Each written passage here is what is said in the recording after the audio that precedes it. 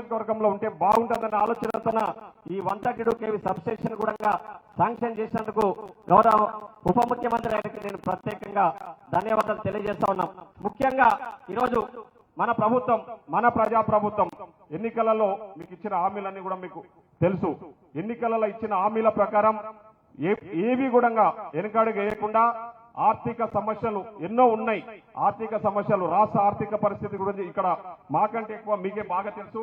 రాష్ట్ర ఆర్థిక పరిస్థితి ఏమాత్రం బాగా లేకపోయినా ఈరోజు రాష్ట్ర ఆర్థిక మంత్రిగా ఇక్కడ ఉన్న పెద్దలు మల్లు బట్టి విక్రమార్క గారు ఒక ఇంటి సమస్యలు ఎన్నున్నా కూడా బయటికి కనపడకుండా ఆ సమస్యలన్నింటినీ కూడా మనసులో పెట్టుకొని ఎక్కడ కూడా అరే ఆర్థికంగా నా పరిస్థితి బాగాలేదు, నేను ఆర్థిక మంత్రి కదా, ఎట్లా చేద్దామనే ఆలోచన కూడా బయటికి తెలియకుండా, ఆ ప్రజలకు ఆ సమస్యలు తెలియకుండా మొత్తం ఆర్థికంగా ఎంత బాగా లేకపోయినా ఇచ్చిన మాట నిలబెట్టుకోవడానికి ఆర్నిషలు కష్టపడుతూ ఆర్థిక వ్యవస్థను చక్కదిద్దుతున్న పెద్దలు ఉప ముఖ్యమంత్రి గారికి ఈ సందర్భంగా నేను ప్రత్యేకంగా ధన్యవాదాలు కూడా తెలియజేస్తా ఉన్నా. ఎందుకంటే ఇంత ఇబ్బందులు ఉన్నా కూడా ఈరోజు మనము అన్ని రకాల కూడా అన్ని సంక్షేమ పథకాలు, ముఖ్యంగా మహిళా తల్లులు ఉన్నారు ఇక్కడ, ఆర్టీసీ బస్సులలో మహిళలకు ఉచిత సౌకర్యం కల్పిస్తా ఉన్నాం. అదేవిధంగా 200 యూనిట్ల కరెంటు ఉచితంగా ఇస్తా ఉన్నాం. నా నియోజకవర్గంలో దాదాపు 42,000 కుటుంబాలకు, మన నియోజకవర్గంలో 60,000 కుటుంబాలుంటే 42,000 కుటుంబాలకు ఈరోజు 200 యూనిట్ల కరెంటు ఉచితంగా ఇస్తున్నందుకు మనందరం కూడా ఉప ముఖ్యమంత్రి గారికి మరొకసారి ధన్యవాదాలు తెలియజేయాలని కూడా ఈ సందర్భంగా గుర్తు చేస్తా ఉన్నా. అదే కాకుండా ఈరోజు ఇందిరమ్మ ఇండ్లు మీకు అందరికీ కూడా ఆల్రెడీ పైలట్ ప్రాజెక్ట్ కింద కొన్ని మండలాల్లో ఆ ఇందిరమ్మ ఇండ్లు ప్రారంభించుకోవడం జరిగింది. ఇప్పటికే కొన్ని మండలాలలో ఇండ్లు కంప్లీట్ చేసుకున్నారు. మన రాష్ట్ర అవతరణ దినోత్సవం రోజు దేవరకద్ర మండలం మీన్గోన్పల్లిలో ఒక ఇల్లును కూడా ఇందిరమ్మ ఇల్లు మన గృహ ప్రవేశం కూడా చేసుకున్న విషయం ఈ సందర్భంగా నేను గుర్తు చేస్తా ఉన్నా. ప్రతి గ్రామంలో కూడా ఈరోజు ఇందిరమ్మ ఇళ్లను తొందరలోనే ప్రారంభించుకోబోతా ఉన్నాం. అంటే శంకుస్థాపన చేసి పనులు మొదలు పెట్టబోతా ఉన్నాం. దాదాపు 3,500 ఇండ్లు మన నియోజకవర్గానికి మన ప్రభుత్వం కేటాయించడం జరిగింది. అన్ని గ్రామాలలో కూడా ఈరోజు ఇందిరమ్మ ఇండ్ల పనులు ప్రారంభించబోతా ఉన్నామని కూడా ఈ సందర్భంగా గుర్తు చేస్తా ఉన్నా. అదే కాకుండా ఈరోజు సన్న బియ్యం విషయంలో మీరందరూ కూడా ఈరోజు పెద్ద ఎత్తున మన ప్రభుత్వానికి కృతజ్ఞతలు తెలియజేయాలి. భారతదేశ చరిత్రలో ఏ రాష్ట్రంలో లేని విధంగా ఓన్లీ ఒక తెలంగాణ రాష్ట్రంలోనే ఈరోజు ఈ సన్న బియ్యం ఇస్తా ఉన్న విషయం మనందరూ కూడా తెలుసు. ముఖ్యంగా పేదవాడు కూడా ధనవంతులతో సమానంగా సన్న బియ్యం తినాలి, వాళ్ళు కూడా ఆరోగ్యంగా ఉండాలన్న ఆలోచనతోన ఆర్థిక పరిస్థితి బాగా లేకపోయినా ఈరోజు సన్న బియ్యం ఇస్తా ఉన్నాం. ఈరోజు బీజేపీ వాళ్ళు మాట్లాడుకుంటా ఉన్నారు. ఏం చెప్తా ఉన్నారు బీజేపీ వాళ్ళు? కొందరు ఎక్కడ పడితే అక్కడ వాగుతూ ఇదేదో సన్న బియ్యం మేము ఇస్తున్నామని చెప్పేసి తప్పుడు ప్రచారాలు చేస్తా ఉన్నారు. మీరు సన్న బియ్యం ఇచ్చేటోళ్ళు అయితే మీరు బీజేపీ వాళ్ళు అధికారంలో ఉన్న రాష్ట్రాలల్లా సన్న బియ్యం ఎందుకు ఇస్తలేరని చెప్పేసి ఈ సందర్భంగా నేను మీ ద్వారా బీజేపీ వాళ్ళని ప్రశ్నిస్తా ఉన్నా. అంటే ఒకసారి ఆలోచన చేసేది, ఈరోజు సన్న బియ్యం ఇస్తున్నది ఎవరో కాదు, ఓన్లీ మన ప్రభుత్వం, మన ప్రజా ప్రభుత్వం, మన ఇందిరమ్మ రాజ్యం అని కూడా ఈ సందర్భంగా మీ అందరు కూడా గుర్తు చేస్తా ఉన్నా.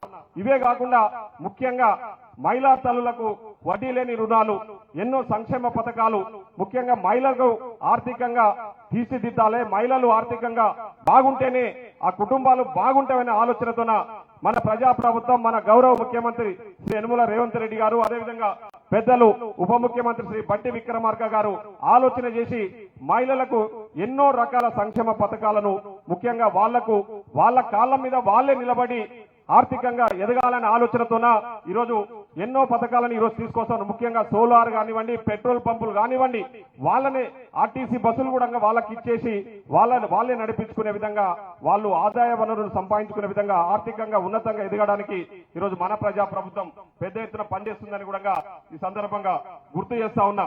ముఖ్యంగా ఈరోజు మన నియోజకవర్గానికి సంబంధించి మనం వచ్చిన ఈ 16 నెలల్లో ఈ 12 సబ్స్టేషన్లే కాదు, ఎన్నో అభివృద్ధి కార్యక్రమాలకు ఈరోజు మన ప్రజా ప్రభుత్వం ఆమోదం తెలిపిన విషయాన్ని కూడా ఈ సందర్భంగా మీ ముందు నేను ఉంచదలుచుకున్నా. ముఖ్యంగా ఈరోజు మన నియోజకవర్గంలో తెలంగాణ రాష్ట్రం ఏర్పడితే నీళ్లు, నిధులు, నియామకాలు అన్ని, అదేవిధంగా ఎడ్యుకేషనల్ ఇన్స్టిట్యూషన్స్ అంటే విద్యా సంస్థలు కూడా పెద్ద ఎత్తున ఏర్పాటైతే మనకు విద్యా వ్యవస్థ మీద కూడా మంచి పట్టు వస్తుంది, మనకు విద్య కూడా మంచి విద్య అందిస్తారని మనం ఎదురు చూసినాం. కానీ ఆ 10 ఏళ్ల కాలంలో దేవరకద్ర నియోజకవర్గంలో ఒక్క డిగ్రీ కాలేజ్ లేదంటే ఒక్కసారి ఆలోచన చేయండి. మన నియోజకవర్గంలో పిల్లలు ఎవరైనా చదువుకోవాలంటే ఏడుకోవాలి, పాలమూరు పోయి డిగ్రీలు చదువుకోవాలి. ఆర్థిక స్తోమత లేని వాళ్ళు చదువు మధ్యలోనే ఆపేసిన విషయాలను కూడా ఇక్కడ ఉన్న ప్రజలకందరూ కూడా తెలుసు.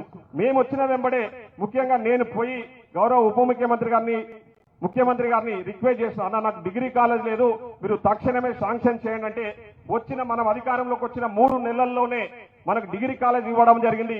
ఈరోజు బ్రహ్మాండంగా దేవరకద్రలో డిగ్రీ కాలేజు నడుస్తా ఉంది. ముఖ్యంగా డిగ్రీ కాలేజీకి బిల్డింగ్ కు సంబంధించి కూడా నేను ఇక్కడ గౌరవ ఉప ముఖ్యమంత్రి గారిని కోరుతా ఉన్నా, దయచేసి బిల్డింగ్ సంబంధించిన విషయం కూడా మీ దగ్గర పెండింగ్ లో ఉందన్న, బిల్డింగ్ శాంక్షన్ కూడా తొందరలో చేయాలని చెప్పేసి కూడా ఈ సందర్భంగా మిమ్మల్ని కోరుతా ఉన్నా. అదేవిధంగా హెల్త్ ఎడ్యుకేషన్ కి సంబంధించి ప్రతి మండల హెడ్ క్వార్టర్ లో కూడా జూనియర్ కాలేజీలు ఏర్పాటు చేయాలని చెప్పి కూడా రిక్వెస్ట్ చేస్తే ముసాపేటలో జూనియర్ కాలేజీకు ఆల్రెడీ శంకుస్థాపనకు అంటే ముసాపేటలో శాంక్షన్ చేయడం జరిగింది. మిగతా మండల హెడ్ క్వార్టర్లలో కూడా జూనియర్ కాలేజీలు ఏర్పాటు చేసుకోబోతా ఉన్నాం. అవే కాకుండా జూనియర్ కాలేజీలే కాకుండా స్కూళ్లలో కూడా ఈరోజు మంచి వసతులు కల్పించి ప్రభుత్వ పాఠశాలలో కూడా మంచి విద్య అందించాలి, మన పిల్లలు మంచి భవిష్యత్తు ఉండాలని, మంచిగా చదువుకోవాలనే ఆలోచనతోన ఈరోజు స్కూల్ ఓపెనింగ్ డే రోజే ఇంత ఆర్థికంగా మన రాష్ట్ర పరిస్థితి బాగాలేకపోయినా స్కూల్ ఓపెనింగ్ రోజే స్కూల్ యూనిఫామ్స్ అదేవిధంగా బుక్స్ కూడా రేపు 12వ తారీఖు నుంచి ప్రారంభిస్తున్న విషయాన్ని కూడా ఈ సందర్భంగా మీ అందరికీ కూడా గుర్తు చేస్తా ఉన్నాం. సో ఇట్లా ఎడ్యుకేషన్ కు సంబంధించి పెద్ద ఎత్తున మన ప్రజా ప్రభుత్వం ఆలోచన చేస్తూ మన పిల్లల చదువు కోసం పెద్ద ఎత్తున ఖర్చు చేస్తున్న విషయాన్ని కూడా ఈ సందర్భంగా గుర్తు చేస్తా ఉన్నాం. అదే కాకుండా హెల్త్ విషయానికి వస్తే ఈరోజు మనకి ఏదైనా ఆరోగ్యం బాగలేకపోతే పాలమూరు పోతే పాలమూరు హాస్పిటల్లో బిజీగా ఉంటారు కాబట్టి పట్నం పోమని చెప్తా ఉన్నారు. ఎక్కడ చూసినా కూడా ఆర్థికంగా అంటే 10 ఏళ్లలో ఎడ్యుకేషన్ కానీ అదేవిధంగా హాస్పిటల్స్ విషయంలో కూడా వాళ్ళు పూర్తిగా నిర్లక్ష్యానికి గురి చేశారు. కనీసం హెల్త్ విషయంలో కూడా ఎక్కడ ఆలోచన చేయలేదు. ఒక్క దగ్గర కూడా ఒక హాస్పిటల్ ను అప్గ్రేడ్ చేయలేదు, ఒక హాస్పిటల్ ను రిపేర్ చేసి హాస్పిటల్లో మంచి వసతులు కల్పించలేదు. కానీ ఈరోజు మనం వచ్చిన తర్వాత 100 పడకల ఆసుపత్రికి దేవరకద్రలో ఆల్రెడీ పనులు మొదలైనాయి. సంవత్సరం లోపే ఆ 100 పడకల ఆసుపత్రిని పూర్తి చేసి మీకు అందుబాటులోకి తీసుకురాబోతా ఉన్నామని కూడా ఈ సందర్భంగా గుర్తు చేస్తా ఉన్నా. అదే కాకుండా నేషనల్ హైవే ఉంది, మనకు పెద్ద ఎత్తున 68 కిలోమీటర్ల నేషనల్ హైవే ఉంది. అక్కడక్కడ యాక్సిడెంట్స్ అయితే చాలా మంది హైదరాబాద్ తీసుకుపోయే లోపే పిల్లలు చనిపోతా ఉన్నారు.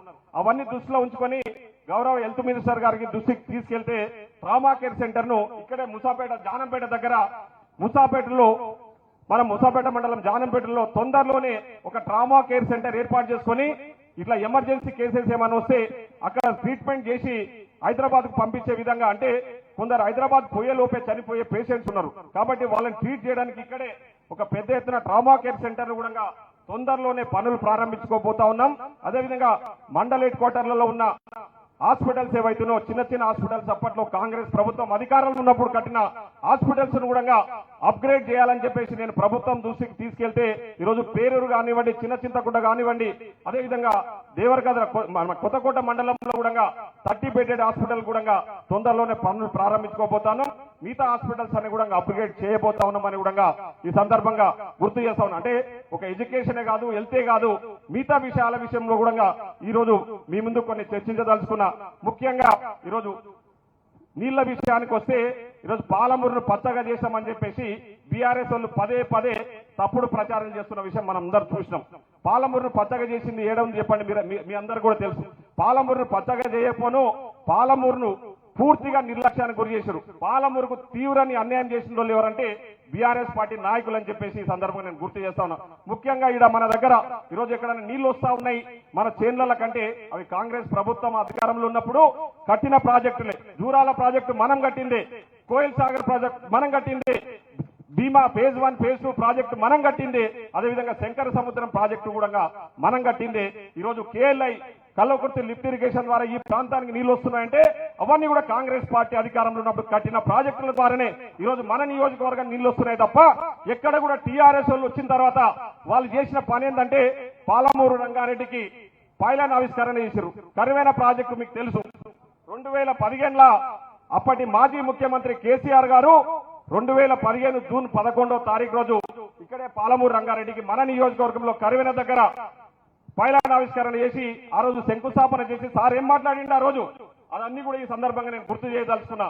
కేసీఆర్ గారు ఆ రోజు జనాలను చూసి ఈ ప్రాజెక్టును 3 సంవత్సరాలలో పాలమూరు రంగారెడ్డిని పూర్తి చేసి పాలమూరు ప్రజలకు నీళ్లు అందిస్తా అని చెప్పేసి మాయమాటలు చెప్పిండారు.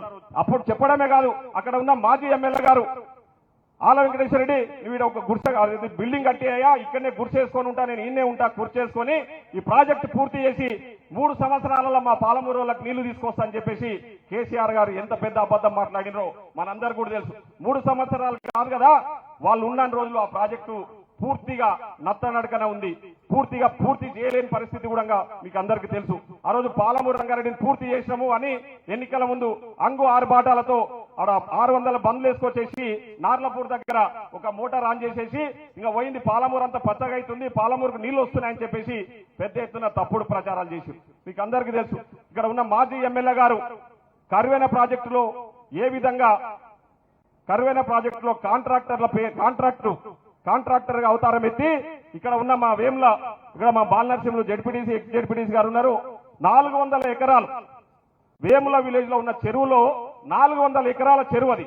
ఆ చెరువులో నల్ల మట్టిని అడ్డగోలిగా అప్పనంగా దోచేసుకొని అదేవిధంగా మధ్యగట్ల చెరువులో కూడా 260 ఎకరాలు ఇక్కడ ఉన్న భూత్పూరే కానివ్వండి, అదేవిధంగా ముసాపేట కానివ్వండి, అడ్డాకుల కానివ్వండి, ఈ 3 మండలాలలో చెరువులలో ఉన్న నల్ల మట్టిని ఎవరు తీసుకుపోయారు?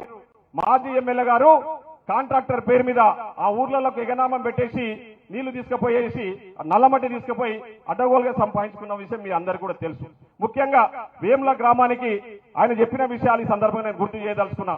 ఇక్కడే ముసాపేట నుంచి వేములకు ఏమని మాట చెప్పి నల్లమట్టి తీసుకుపోయడం మీకు అందరికీ తెలుసు.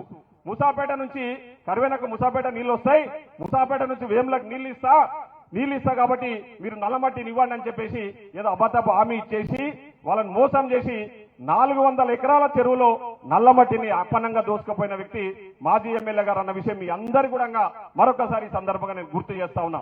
ఈ రోజు కరువెన ప్రాజెక్టు పూర్తయినా కూడా ఈ ప్రాంతానికి నీళ్లు వచ్చే అవకాశం లేదు. ఇక్కడ ఉన్న వేముల కానివ్వండి, లక్ష్మీపల్లి కానివ్వండి, చక్రాపూర్ కానివ్వండి, చౌదరిపల్లి విలేజ్లు ఇవన్నీ కూడా కరువెన ప్రాజెక్టు పూర్తయినా కూడా నీళ్లు రావు అనే ఆలోచనతోన నేను మనం అధికారంలోకి వచ్చిన తర్వాత చౌదరిపల్లి లిఫ్ట్ ఇరిగేషన్ అని చెప్పేసి మన్నెంకొండ దగ్గర ఒకటి ప్లాన్ చేసినాము.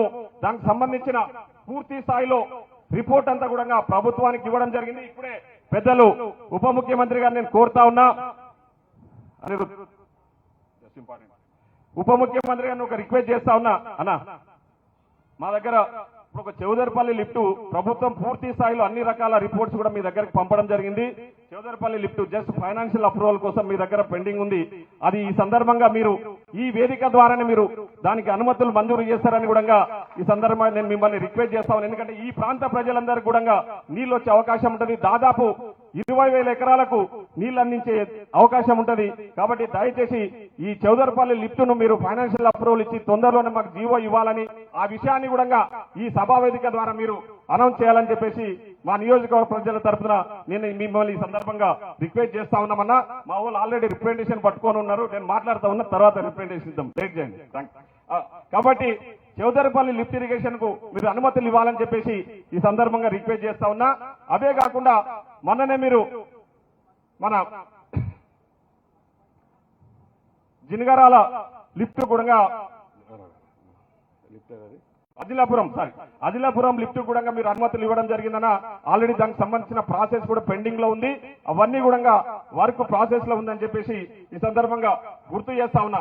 ముఖ్యంగా ఈరోజు మన ప్రభుత్వం ఆర్థిక పరిస్థితి ఏం బాగాలేకపోయినా ఇచ్చిన హామీలను నెరవేర్చుకుంటూ ఈరోజు పెన్షన్లు ఇస్తున్నాము.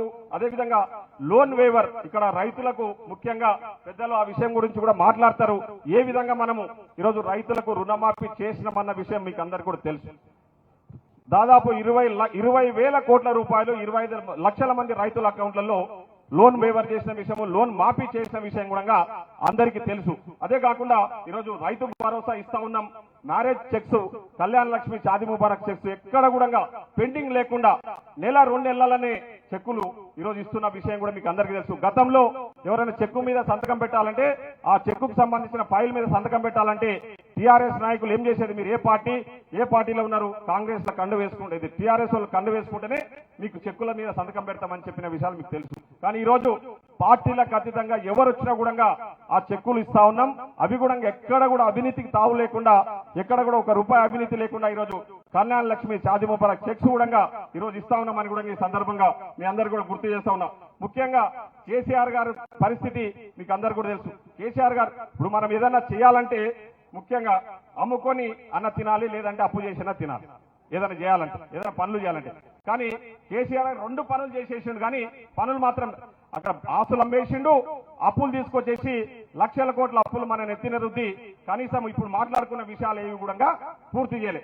మన డబ్బులన్నీ ఎక్కడ పోయినా అంటే తీసుకుపోయి కాళేశ్వరంలో గాలబెట్టేసి ఆ పైసలను నాశనం చేసి వాళ్ళు దోచుకొని వాళ్ళ కుటుంబాలు బాగుపడ్డాయి తప్ప మనకు ఒరిగింది ఏమీ లేదు. ఈరోజు బీఆర్ఎస్ వాళ్ళు తప్పుడు ప్రచారాలు చేస్తూ మనం ఇస్తున్న సంక్షేమ పథకాల గురించి కూడా ఎక్కడికక్కడ తప్పుడు ప్రచారాలు చేస్తూ తప్పుడు మాటలు మాట్లాడుతూ కాంగ్రెస్ వాళ్ళు ఏమిస్తున్నారు అని చెప్పేసి తప్పుడు ప్రచారం చేస్తా ఉన్నారు. ఇక్కడ కూర్చున్న మహిళా తల్లులకు అందరికీ తెలుసు, కాంగ్రెస్ ప్రభుత్వం వచ్చినాక సంక్షేమ పథకాలు ఏ విధంగా బ్రహ్మాండంగా అమలు అవుతా ఉన్నాయో అన్న విషయాలన్నీ మీకు తెలుసు.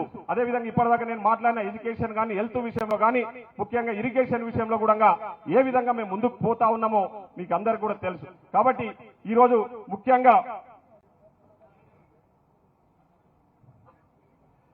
ఇన్ని ఆర్థికంగా అడ్డగోలుగా దోచుకొని ఈరోజు అడ్డగోలుగా మాటలు మాట్లాడుతూ ముఖ్యంగా ఈరోజు కేసీఆర్ గారు కూతురు, ముద్దుల కూతురు ఏం మాట్లాడుతూ ఉందో మీకు అందరికీ తెలుసు. కవితక్క గారు పంచాయతీ ఎందుకు చేస్తుంది వాళ్ళ కుటుంబంలో ఆర్థికంగా. పెద్దలు రాష్ట్ర ఎక్సైజ్ శాఖ మంత్రి శ్రీ జూపల్లి కృష్ణారావు గారిని వేదికపైకి రావాల్సిందిగా ఆహ్వానిస్తా ఉన్నాం.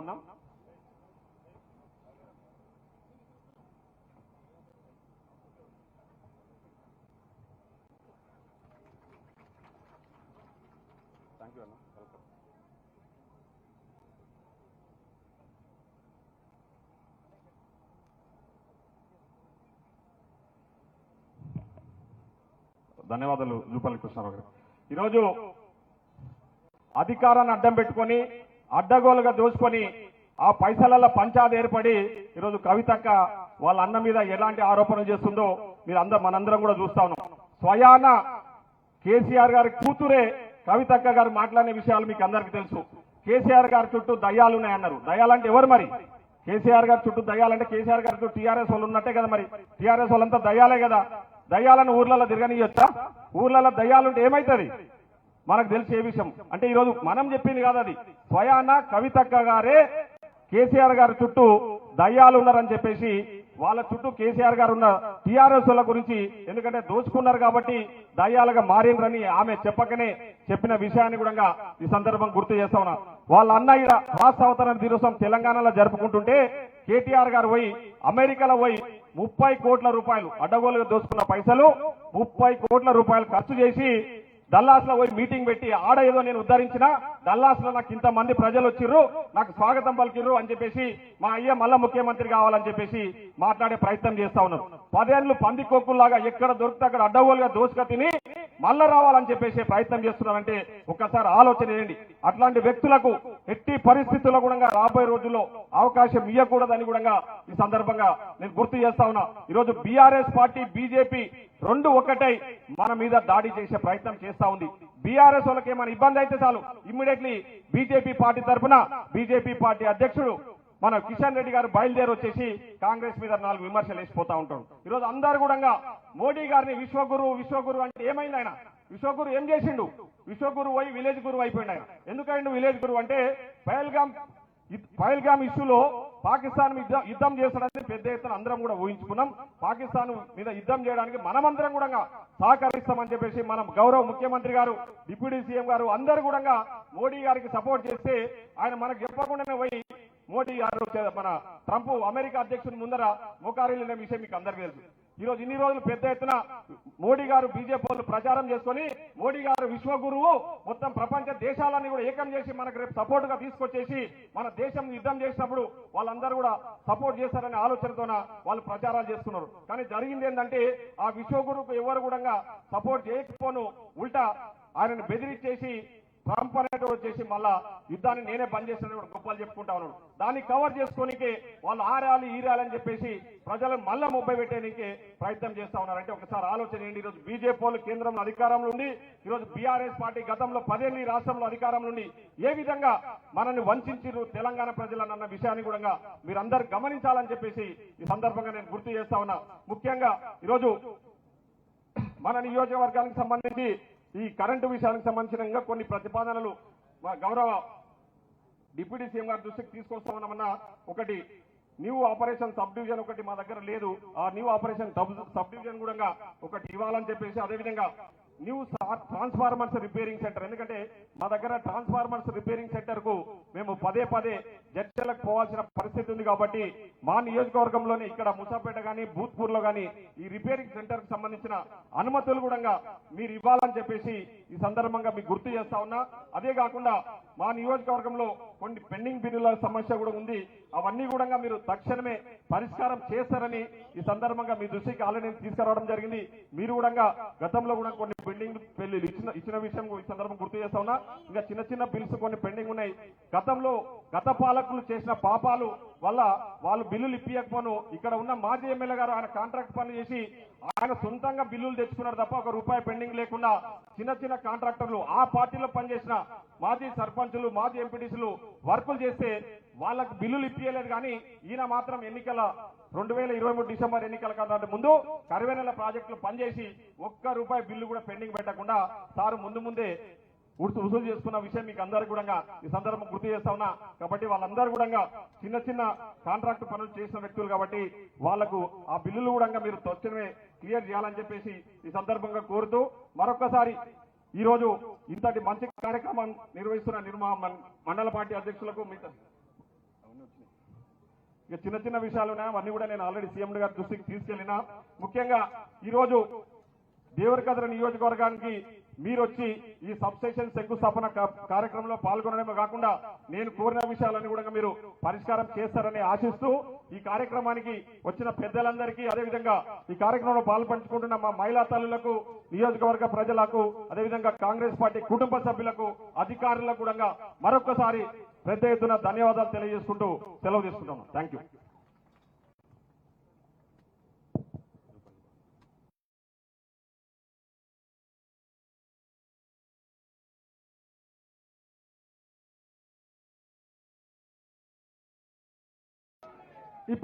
ఇప్పుడే విచ్చేసిన మన ఉమ్మడి జిల్లా వాసి, అదేవిధంగా కొల్లాపూర్ శాసనసభ్యులు, రాష్ట్ర మంత్రివర్యులు శ్రీ జూపల్లి కృష్ణరావు గారిని మనల్ని ఉద్దేశించి సందేశాన్ని ఇవ్వాల్సిందిగా కోరుతున్నాను.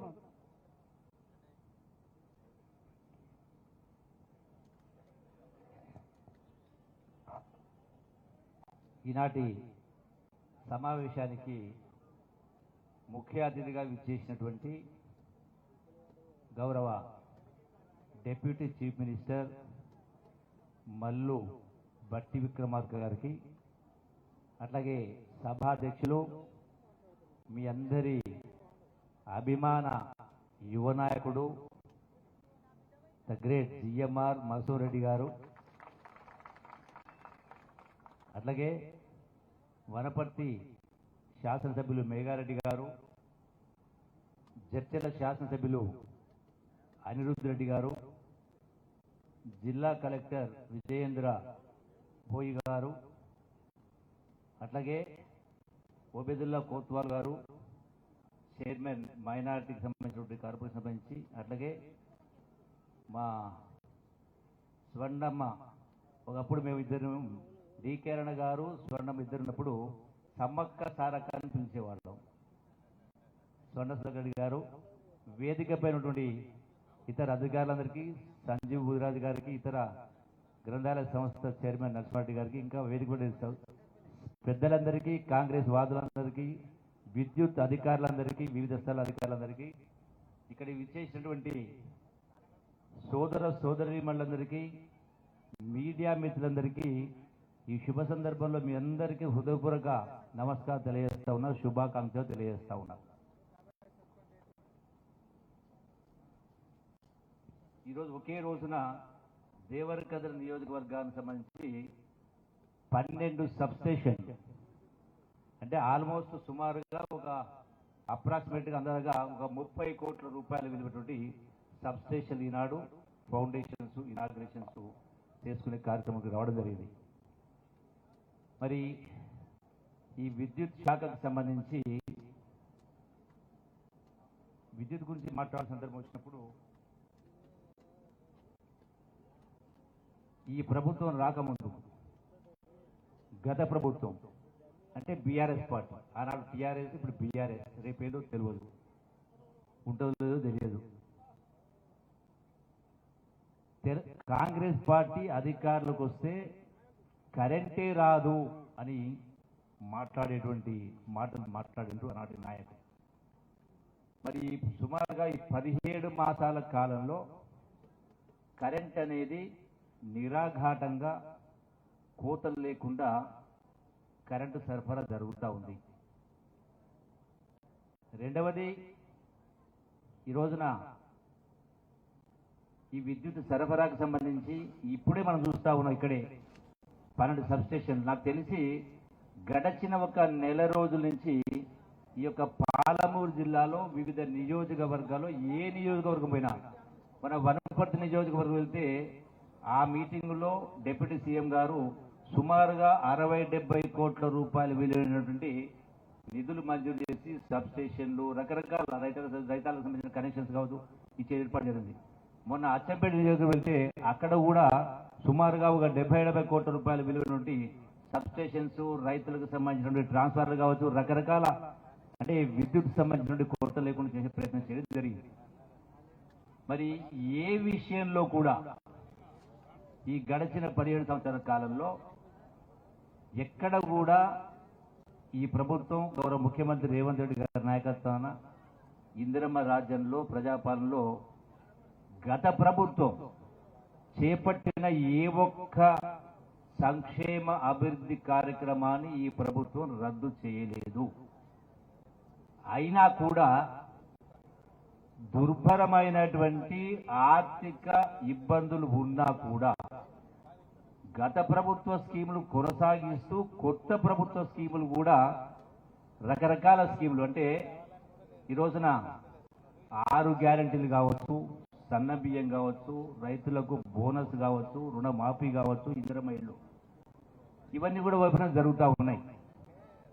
అయినా కూడా మన వరంగల్ మీటింగ్లో, బీఆర్ఎస్ మీటింగ్లో మాజీ ముఖ్యమంత్రి గారు గౌరవ కల్వకుంట్ల చంద్రశేఖరరావు గారు మాట్లాడుతూ ఈ 17 మాసాల ప్రభుత్వ పరిపాలన చూస్తే నాకు దుఃఖం వస్తుందని మాట్లాడింది. దుఃఖం వస్తుందని మాట్లాడి కేసీఆర్. ఎందుకు దుఃఖం వస్తూ ఉంది? ఎవరు దుఃఖపడాలి? బహుశా మీ దుఃఖానికి కారణం మీకు అధికారం పోయిందనే దుఃఖం రావచ్చు, కుటుంబ సభ్యుల పదవులు పోయినటువంటి దుఃఖం రావచ్చు. కానీ ఏ పరిస్థితుల్లో మీరు ముఖ్యమంత్రి అయింది? తెలంగాణ రాష్ట్ర సాధన కోసం యావత్ తెలంగాణ సమాజం ఒకటే సంఘటితమై వందలాది మంది బిడ్డల ప్రాణత్యాగాల మూలంగా తెలంగాణ రాష్ట్రం ఇస్తే ఆంధ్రాలో, తెలంగాణలో కాంగ్రెస్ పార్టీకి నష్టం, రాజకీయంగా నష్టం జరుగుతుందని తెలిసి కూడా శ్రీమతి సోనియా గాంధీ గారు ఒక తల్లిగా కన్నబిడ్డలను పోగొట్టుకున్న తల్లుల కడుపు కోత ఎట్లుంటుందో తెలిసిన కన్న తల్లిగా పెద్ద మన చేసుకొని తెలంగాణ రాష్ట్రం ఇచ్చినందుకు మీరు ముఖ్యమంత్రి అయ్యారు. తెలంగాణ ఉద్యమంలో మీ పాత్ర ఉంది, లేదని అనను. నేను కూడా టీఆర్ఎస్ పార్టీలో 3.5 సంవత్సరాలు మంత్రి కూడా ఉన్నా. గతంలో బీజేపీ ప్రభుత్వానికి, బీజేపీ పార్టీకి కేంద్రంలో అధికారం ఉన్నా కూడా దేశంలో 3 కొత్త రాష్ట్రాలు ఇచ్చి తెలంగాణ రాష్ట్రం ఇవ్వలే అన్నాడు. ఎందుకు ఇవ్వలే అంటే ఆనాడు ఆంధ్ర ప్రాంతానికి సంబంధించినటువంటి ఆనాడున్న ముఖ్యమంత్రి చంద్రబాబు నాయుడు గారు మద్దతు బీజేపీ పార్టీకి ఉండింది కాబట్టి వాళ్ళు వద్దంటే ఆనాడు బీజేపీ తెలంగాణ రాష్ట్రం ఇయ్యలే. అంటే రాజకీయ కోణంలో తెలంగాణకు కాంగ్రెస్ పార్టీకి నష్టం జరుగుతుందని తెలిసినా కూడా సోనియా గాంధీ తెలంగాణ రాష్ట్రం ఇచ్చింది. ఇచ్చిన తర్వాత ఈ రోజున మీకు ముఖ్యమంత్రి పదవి అవకాశం వచ్చింది. తెలంగాణ రాష్ట్రం ఏర్పడిన తర్వాత కేసీఆర్ ముఖ్యమంత్రి అయినాడు. ఈ తెలంగాణ రాష్ట్రం పైన ఉన్న అప్పు కేవలం 65,000 కోట్ల రూపాయలు ఉండింది. అంటే ఈ రాష్ట్రాన్ని 22 మంది ముఖ్యమంత్రులు, అందులో కాంగ్రెస్ ముఖ్యమంత్రులతో పాటుగా ఎన్టీ రామారావు గారు, చంద్రబాబు నాయుడు వీళ్ళందరూ పరిపాలించిన 65 సంవత్సరాలు పరిపాలించిన తర్వాత కూడా ఈ రాష్ట్రం పైన ఉన్న అప్పు 65,000 కోట్ల రూపాయలు. ఈ 65,000 కోట్ల రూపాయలకు 80 పైసల వడ్డీ చొప్పున నెలకు ఈ రాష్ట్ర ప్రభుత్వం కూడా మీరు తెచ్చుకున్నట్టే అప్పులు తెచ్చుకుంటుంది బ్యాంకుల నుంచి. ఎట్లయితే మహిళా సంఘాలు కానీ అట్లాగే రైతులు కానీ బ్యాంకులు అప్పు తెచ్చుకుంటారో రాష్ట్ర ప్రభుత్వం కూడా కేంద్ర ప్రభుత్వం నుంచి కావచ్చు, ఇతర బ్యాంకుల నుంచి కావచ్చు, ప్రపంచ బ్యాంకులు అప్పులు తెచ్చుకుంటుంది, వడ్డీ కడుతుంది.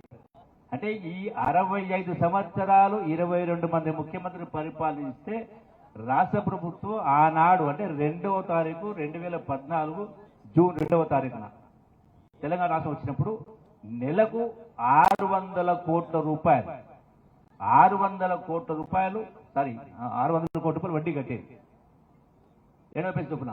అంటే సంవత్సరానికి మహా అంటే 6-7 వేల కోట్ల రూపాయలు కట్టేది, వడ్డీ కంతులు కట్టేది. కానీ ఒక్క ముఖ్యమంత్రి కేసీఆర్ ముఖ్యమంత్రి అయిన తర్వాత గడచిన 10 సంవత్సరాల కాలంలో ఒక్క ముఖ్యమంత్రి చేసిన అప్పు 8 లక్షల కోట్ల రూపాయలు. గత కాంగ్రెస్ ప్రభుత్వాలు 22 మంది ముఖ్యమంత్రులు చేసినటువంటి 65,000 కోట్ల అప్పు మినహాయిస్తే తీసేస్తే సుమారుగా 7,30,000 కోట్లు. ఈ 7,30,000 కోట్లకు ఈ ప్రభుత్వం, ఈనాటి ప్రభుత్వం, రేవంత్ రెడ్డి గారి ప్రభుత్వం నెలకు 6,000 కోట్ల పైసలకు వడ్డీ కంతులు కట్టాల్సి వస్తా ఉంది. గడచిన 17 మాసాల కాంగ్రెస్ ప్రభుత్వంలో 1,20,000 కోట్ల పైసలకు వాళ్ళు చేసిన అప్పుకు వడ్డీలు కట్టాల్సిన పరిస్థితి, వడ్డీలు కట్టడం జరిగింది. వడ్డీలు కట్టకపోతే ఊకోదు కేంద్ర ప్రభుత్వం, బ్యాంకులు కానీ రాష్ట్రానికి వచ్చే ఆదాయాన్ని పట్టుకొని ఇస్తారు. అంటే సుమారుగా 1,20,000 కోట్ల రూపాయలు. అంటే మరి ధనిక రాష్ట్రాన్ని మీకు అప్పగిస్తే, ధనిక రాష్ట్రాన్ని మీకు అప్పచెప్పిన తర్వాత హైదరాబాద్ లో వచ్చిన ఆదాయం మొత్తం కూడా తెలంగాణ ఖర్చు పెడుతున్న కారణంగా ఇన్ని స్కీములు వచ్చినాయి. పోనీ మళ్ళీ 8 లక్షల కోట్ల అప్పు చేసిండు. అయినా కూడా ఇలా ఇన్ని లక్షల కోట్లు వడ్డీ కడుతూ ఈ రోజున మీరు గతంలో పెట్టినటువంటి 2,000 పెన్షన్ రూపాయలు బంద్ చేయలే, రైతు భరోసా బంద్ చేయలే, కరెంటు తగ్గియలే, బియ్యం తగ్గియలే, ఇంకా ఎక్కువ చేయడం సన్న బియ్యం ఇస్తా ఉన్నాం, రైతులకు బోనస్ ఇస్తా ఉన్నాం, మహిళలకు ఆర్టీసీలో free, 500 gas cylinder, 200 unit current కలిస్తే కరెంటు ఫ్రీ, 22,000 కోట్ల రూపాయల ఇప్పుడు ఇందిరమ్మ ఇల్లు కూడా మంజూరు చేయడం జరిగింది. మీ శాసనసభ్యులు ఈరోజు మసూర్ రెడ్డి గారి చేతిలో దేవరకద్ర నియోజకవర్గానికి 3,500 ఇండ్ల కోట ఇవ్వడం జరిగింది. అంటే సుమారుగా 70 కోట్ల రూపాయలు. ఇది కాకుండా 22,000 కోట్ల రూపాయల రైతుల రుణమాఫీ, అప్పు మాఫీ చేయడం జరిగింది. అయితే ఇలా బీఆర్ఎస్ పార్టీ కేసీఆర్ వాళ్ళు, బీఆర్ఎస్ నాయకులు కేసీఆర్, కేటీఆర్, హరీష్ మాట్లాడుతూ ఉంటారు సోషల్ మీడియా, వాట్సాప్ లో. ఇంకా చాలా మంది రుణమాఫీ కాలేదని ఏం చెప్పింది కాంగ్రెస్ పార్టీ? ఒక కుటుంబం అంటే భార్య, భర్త, కొడుకు, కోడలు, ఎవరు ఎంతమంది అప్పు చేసినా అంటే ఒక రేషన్ కార్డు ఉన్నవాడు కుటుంబానికి 2 లక్షల రూపాయలు మాఫీ చేస్తామని చెప్పడం జరిగింది.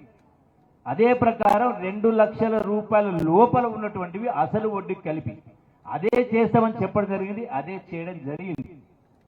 పోనీ ధనిక రాష్ట్రం అయినా కూడా కేసీఆర్ ముఖ్యమంత్రి అయిన తర్వాత 8 లక్షల కోట్ల అయిన తర్వాత కూడా 10 సంవత్సరాల కింద ఆయన చెప్పినటువంటి 1,00,000 రూపాయల రుణమాఫీ ఎప్పుడు చేసిండు? చెప్పిన 4 సంవత్సరాల తర్వాత రుణమాఫీ చేస్తే అది వడ్డీకే సరిపోలే. రెండవసారి ₹1,00,000 రుణమాఫీ చేస్తా అని చెప్పడం జరిగింది. అది కూడా ఎప్పుడు చివరి సంవత్సరం ఎన్నికల ముందు అది కూడా అరకొర పావులొంతు మందికి అర్ధవంతు మందికి సగం పైసలు ఇవ్వడం జరిగింది. అయినా పూర్తి చేయలే.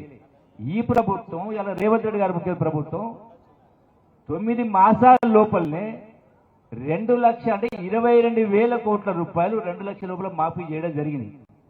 అంటే ఎవరిది కరెక్టు? అయినా కూడా మళ్ళా రుసరుసలాడుతూ ఉన్నారు. ఇవే కాదు, ఈ రోజున ఎన్నో అభివృద్ధి సంక్షేమ కార్యక్రమాలు కొనసాగుతాయి. మొన్ననే ముఖ్యమంత్రి గారు అచ్చంపేటకు వచ్చిన తర్వాత గిరిజన సోదరులు అంటే రాష్ట్రంలో ఎంతమంది అయితే గిరిజన సోదరులు ఉన్నారో, లంబాడీలు కావచ్చు, చెంచులు కావచ్చు, గోండులు కావచ్చు, వాళ్ళు పెట్టుకున్నటువంటి కరెంటు విద్యుత్ స్తంభానికి సంబంధించి వాళ్ళకు ఉచితంగా సోలార్ సెట్ ఇచ్చే ఏర్పాటు చేస్తా ఉన్నారు.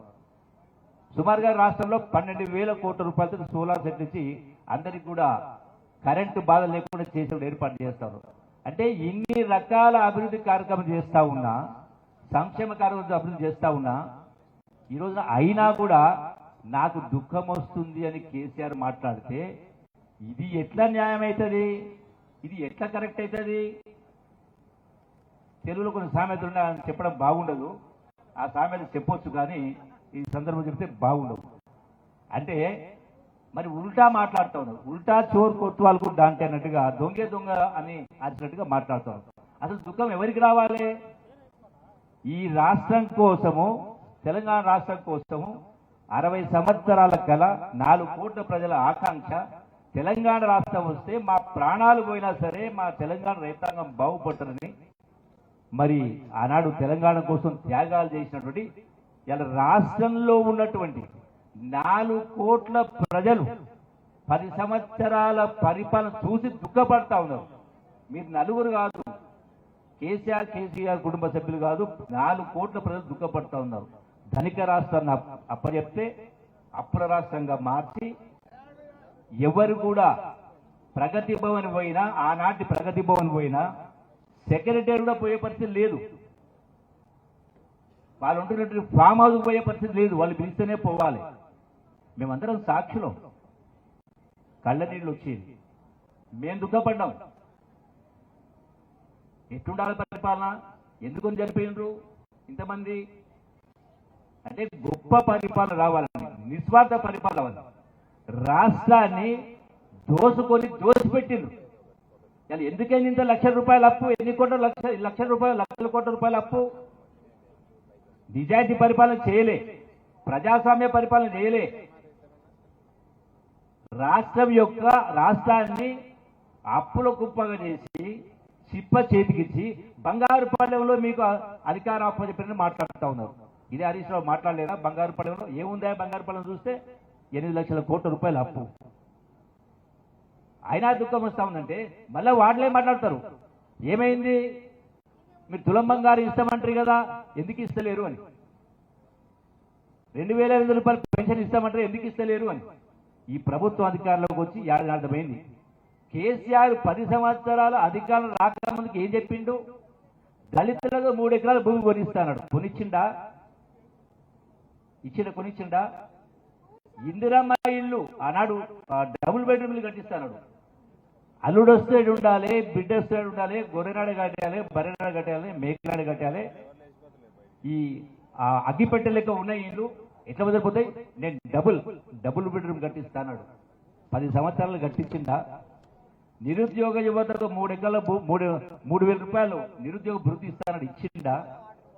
అంటే ధనిక రాష్ట్రానికి అప్పచెప్పిన ఇన్ని లక్షల కోట్లు చేసి ఇచ్చినా నువ్వు చేయలే.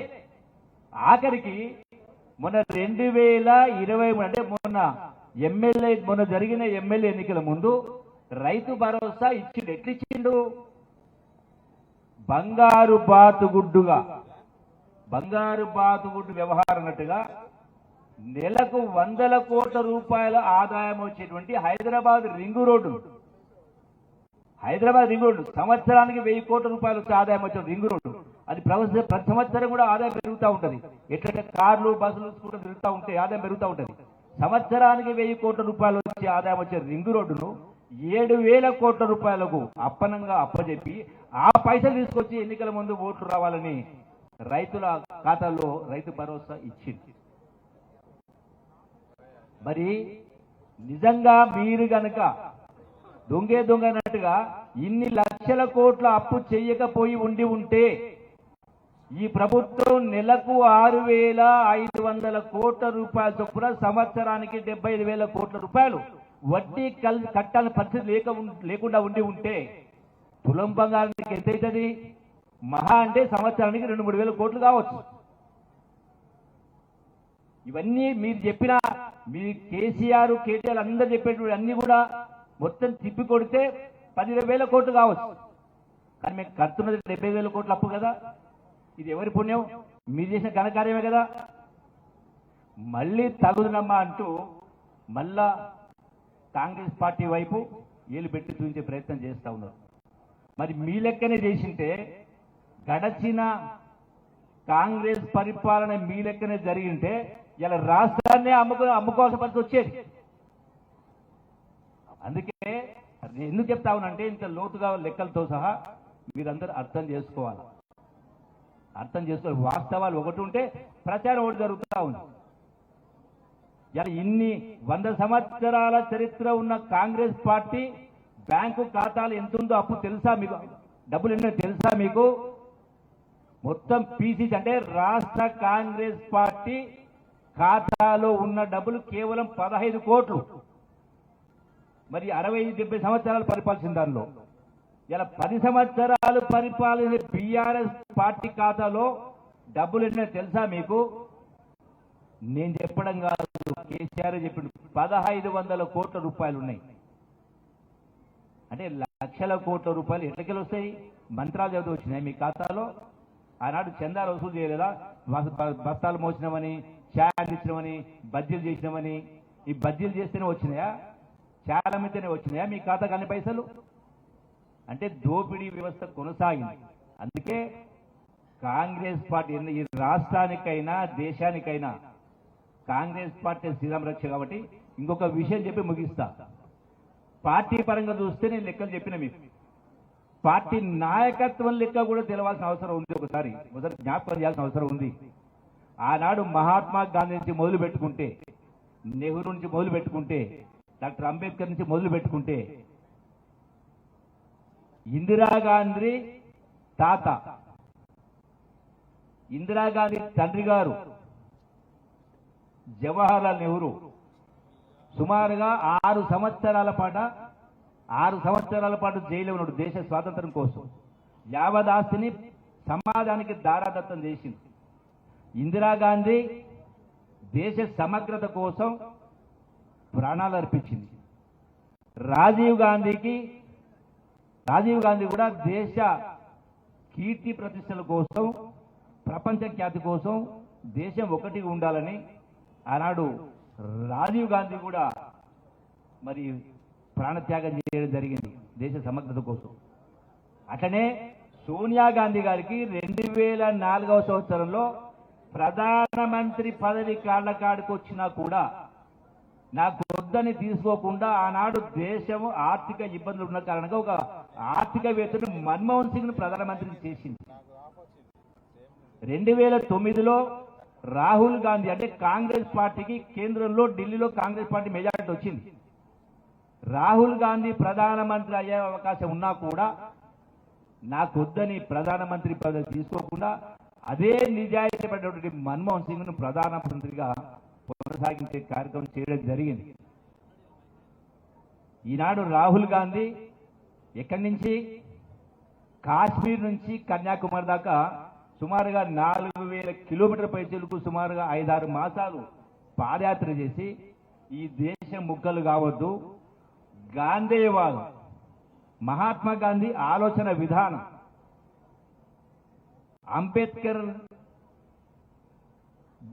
అంబేద్కర్ గారి భీమ్ అంటాం మనం, అంబేద్కర్ గారి జీవన విధానాన్ని, ఆలోచన విధానాన్ని పుణికి పుచ్చుకోవాలని ఈరోజు చాలా మంది ఇక్కడ కూర్చున్న మీ యొక్క కుటుంబాల్లో కూడా చాలా సమస్య కారణం మనం ఆ ఆలోచన విధానం అనేది మనం మర్చిపోయినాం కాబట్టి, గాంధేయ వాదాన్ని గాంధేయ విధానాన్ని మర్చిపోయినాం కాబట్టి ఇలా ఏ పని చేసినా ఏ మాట మాట్లాడినా ఒక్కసారి మనకు మనం ప్రశ్నించుకోవాలి. ప్రశ్నించుకొని నిర్ణయాలు తీసుకుంటే ఇంతమంది ఇన్ని అప్పుల పాలు కారు. అందుకే ఈనాడు రాజీవ్ గాంధీ గారు జై బాపు, జై భీమ్, జై సంవిధానం నినాదం ఇచ్చి గ్రామాల్లో కాంగ్రెస్ వాదులు, గాంధేయవాదులు గ్రామాన్ని తిరిగి బజార్ తిరిగి ఇల్లు తిరిగి ఆ గాంధేయవాదం ప్రచారాలు శాంతి, ప్రేమ, ధైర్యము, సాహసము, పరోపకారము ఇవన్నిటిని కూడా పుణికి పుచ్చుకునే కార్యక్రమం చేయాలి. ఈ రోజున ఎన్నో దుర్ఘటనలు జరుగుతూ, ఎన్నో సంఘటనలు జరుగుతూ ఉన్నాయి, ఎన్నో ఘోరాలు జరుగుతూ ఉన్నాయి, ఎన్నో నేరాలు జరుగుతూ ఉన్నాయి. ఇవన్నీ కూడా జరగకుండా సమాజం క్షేమంగా ఉండాలంటే, కుటుంబాలు చల్లగా ఉండాలంటే మన ఆలోచన విధానాన్ని ముందుకు తీసుకెళ్లే ఆలోచనతోటి కొనసాగిస్తా ఉన్నాం. కాబట్టి మరొకసారి మీ అందరికీ కూడా విజ్ఞప్తి చేస్తూ, మహిళా సంఘాలైనా, రైతు సంఘాలైనా, యువజన సంఘాలైనా ప్రతి గ్రామంలో నేను నాది అని కాకుండా, రాజకీయాలు ఓట్లు వచ్చినప్పుడు ఎవరు ఓటు అక్కడ వేసుకున్నాం, కానీ గ్రామ సమస్యల పరిష్కారం కోసం అందరూ కూడా ఒకటిగా ఉండాలి, పట్టుదల ఉండాలి, కలిసి ఉండాలి. మంచిని మంచి అనాలి, చెడుని చెడు అనాలి. అందుకే ఈ యొక్క జై బాబు, జై భీమ్, జై సంవిధానం. కాబట్టి దయచేసి మీరందరూ కూడా ఆ యొక్క లక్షణాన్ని పుణికిపుచ్చుకోవాలని, కాంగ్రెస్ పార్టీ దేశానికి, రాష్ట్రానికి శ్రీరామ రక్ష అని చెప్పని మరొకసారి మీ అందరికీ సవినయంగా విజ్ఞప్తి చేస్తూ సెలవు తీసుకుంటున్నా. జై హింద్, జై కాంగ్రెస్, జై కాంగ్రెస్. ధన్యవాదాలు సార్. ధన్యవాదాలు సార్. ఇప్పుడు మన తెలంగాణ రాష్ట్ర ఉప ముఖ్యమంత్రి వర్యులు శ్రీ మల్లు భట్టి విక్రమార్క గారు మా ప్రాంతానికి ఇచ్చేసినందుకు వారికి హృదయపూర్వక ధన్యవాదాలు తెలియజేస్తూ వారు ఇప్పుడు ఈ సభను ఉద్దేశించి ప్రసంగించవలసిందిగా కోరుతున్నాం.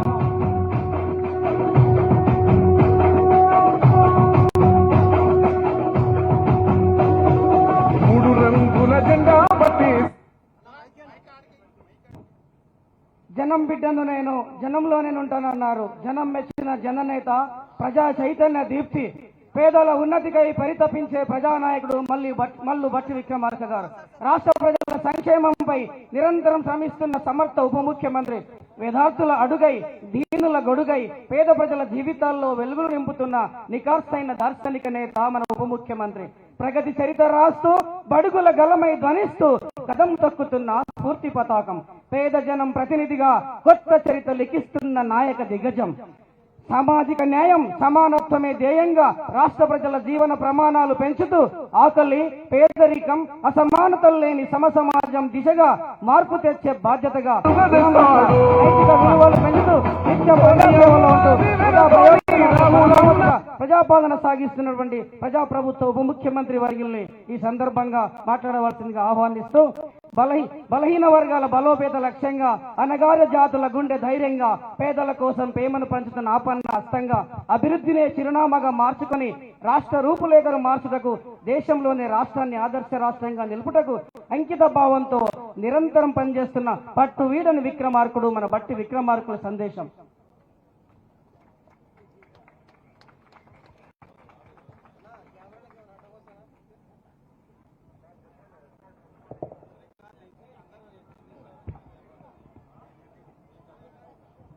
సభాధ్యక్షులు, సోదరులు, స్థానిక శాసనసభ్యులు మధుసూదన్ రెడ్డి గారికి, అలాగే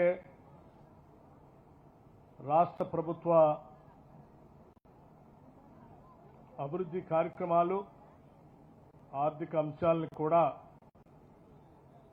చక్కగా వివరించినటువంటి గౌరవ రాష్ట్ర మంత్రివర్యులు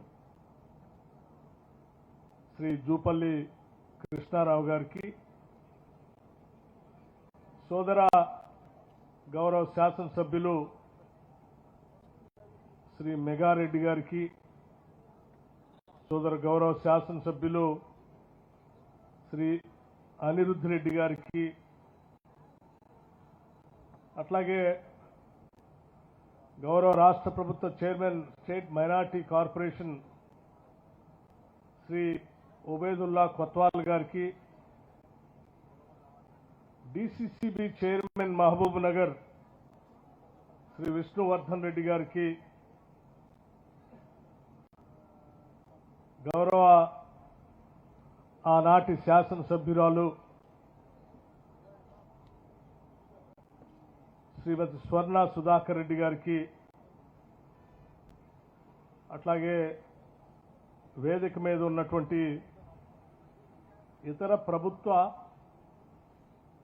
సంబంధించినటువంటి ప్రజాప్రతినిధులకి, అధికారులకి,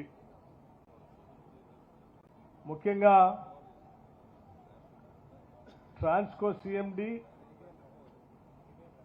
డిస్కమ్ ఎస్పీడీసీఎల్ సంబంధించిన సిఎండి గారికి, జిల్లా కలెక్టర్ గారికి, ఇతర ఉన్నతాధికారులందరికీ కూడా, ఇంకా వేదిక మీద ఉన్నటువంటి స్నేహితులకి అందరికీ,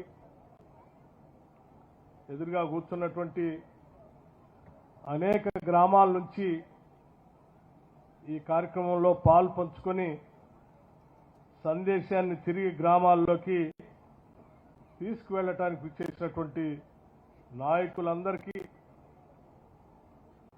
సోదరీమణులందరికీ, పాత్రికేయ మిత్రులందరికీ కూడా ముందుగా నా హృదయపూర్వకమైనటువంటి నమస్కారాలు.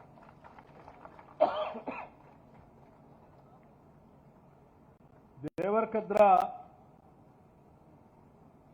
మహబూబ్నగర్ జిల్లాలో కొంత వెనకబడి ఉన్నటువంటి శాసనసభ నియోజకవర్గం ఇది. గుట్టలు, నీళ్లు లేక పడుతున్నటువంటి ఇబ్బందులు, ఈ ప్రాంత అభివృద్ధి జరగాలని నిరంతరం తప్పించేటువంటి మీ శాసనసభ్యుడు,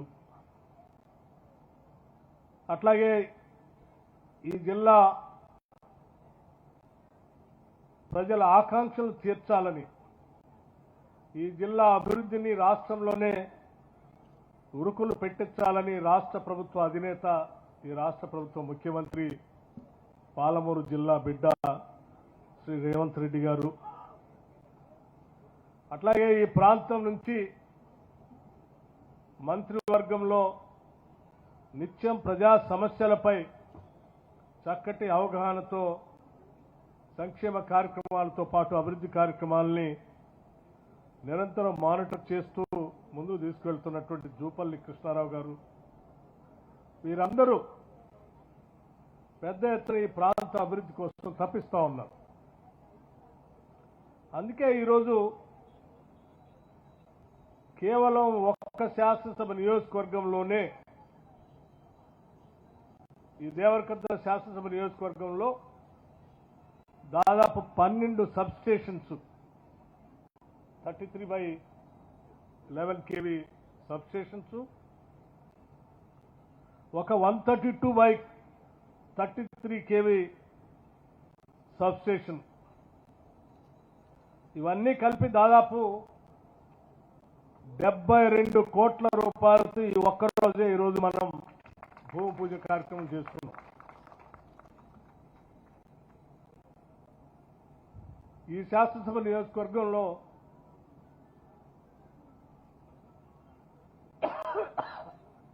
అటు వ్యవసాయానికి కానీ, గృహ అవసరాలకు కానీ ఎటువంటి ఇబ్బంది లేనటువంటి విద్యుత్ వ్యవస్థను అందించాలనేటువంటి తపనతోనే మీ శాసనసభ్యుడు శాఖ నా దగ్గర ఉంది, నా దగ్గరకు వచ్చి కూర్చొని తప్పనిసరిగా శాంక్షన్ చేయాల్సిందే అని చెప్పి పట్టుబట్టి మరీ శాంక్షన్ చేపించుకొని తీసుకొని వచ్చి ఈరోజు భూమి పూజ కార్యక్రమం చేపించాడు.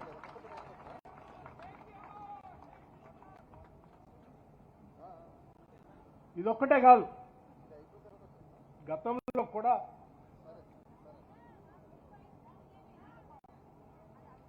విద్యా వ్యవస్థకు సంబంధించి జూనియర్ కాలేజ్ కావాలని, డిగ్రీ కాలేజ్ కావాలని, రోడ్లు కావాలని, లేకపోతే ఈ ప్రాంతానికి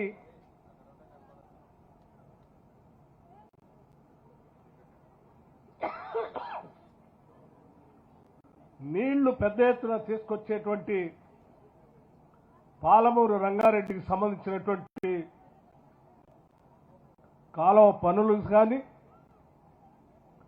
R&R ప్యాకేజ్ కానీ ఇతరత్ర ఏ అవసరం ఉన్నా కానీ నిద్రపోకుండా వెంటబడి ఆ పనులన్నీ శాంక్షన్ చేయించుకొని తెచ్చుకున్నటువంటి శాసనసభ్యుడు మీ అందరికీ దొరకటం నిజంగా ఈ శాసనసభ నియోజకవర్గ అదృష్టంగా నేను భావిస్తాను.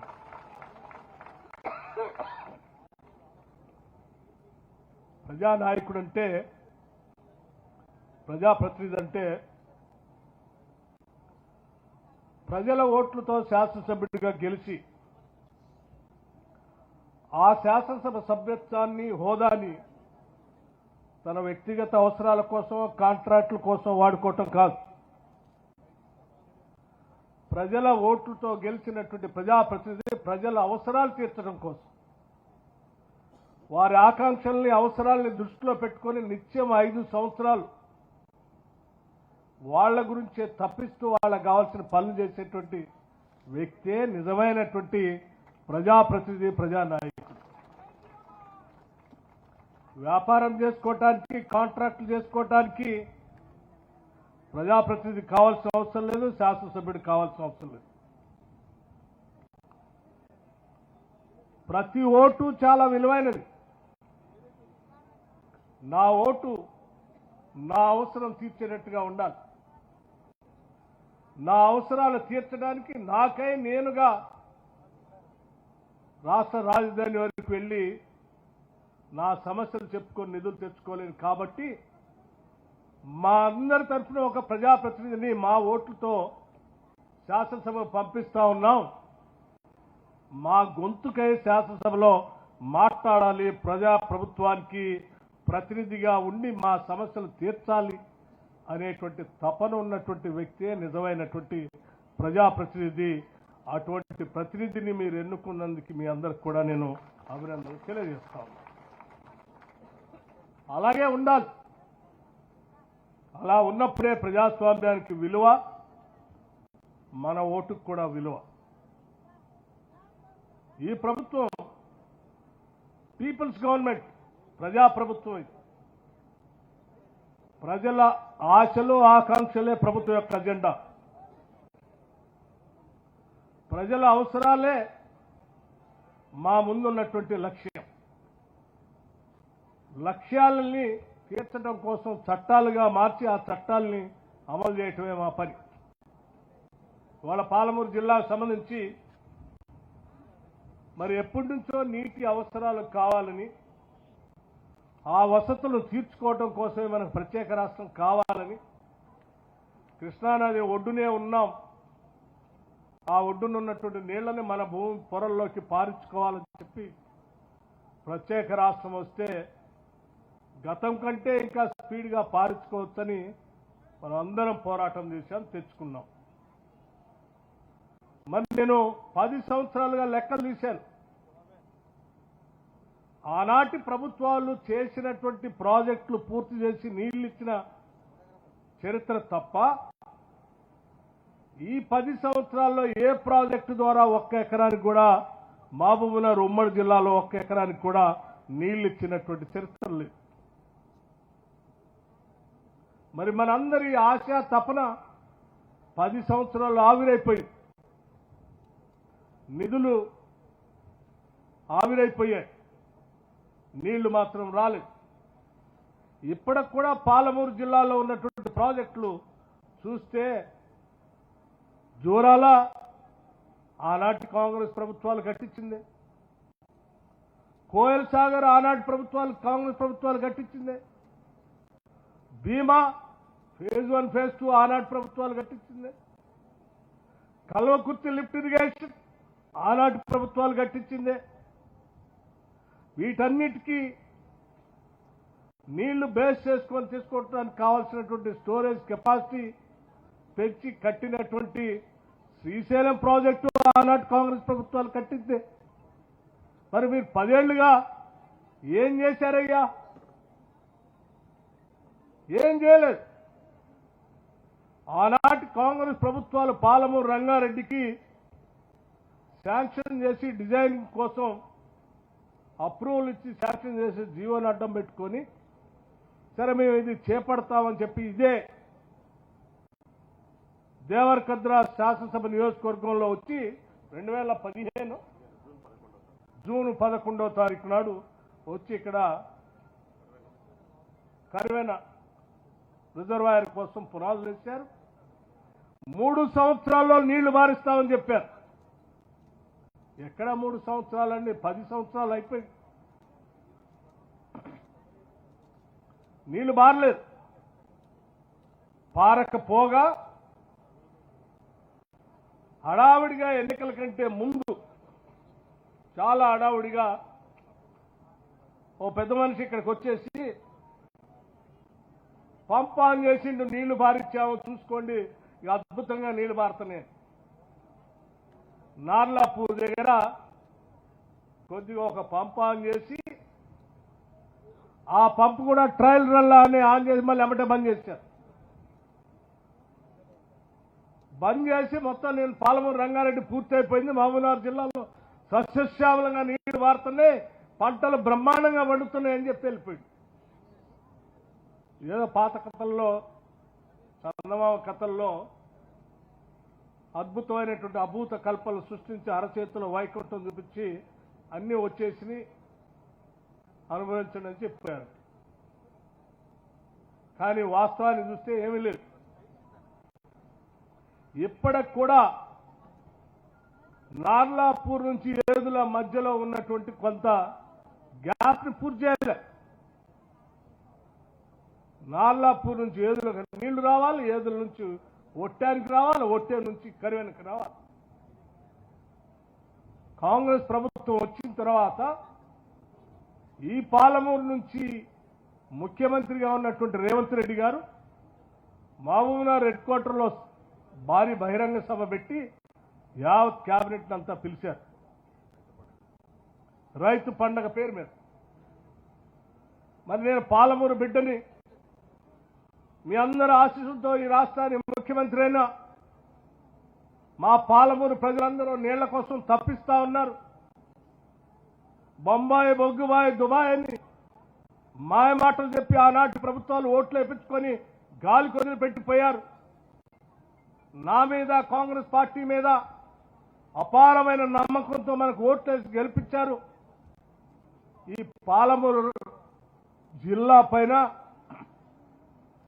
ఒక ప్రత్యేకమైన దృష్టి సారించి దీని అభివృద్ధి కోసం యావత్ క్యాబినెట్ అంతా కూడా మీరంతా కూడా దృష్టి పెట్టి సహాయం చేయాలని చెప్పి ఈ మహబూబ్నగర్ జిల్లాకి నిధులు కూడా పాలమూరు రంగారెడ్డి ప్రాజెక్టుతో పాటు మిగతా అభివృద్ధి కార్యక్రమాలకి సంబంధించి కూడా నిధులు కొంచెం బాగా వెనకబడి ఉన్నటువంటి జిల్లా కాబట్టి ప్రత్యేక దృష్టి సారించమని చెప్పి వారు కోరటం,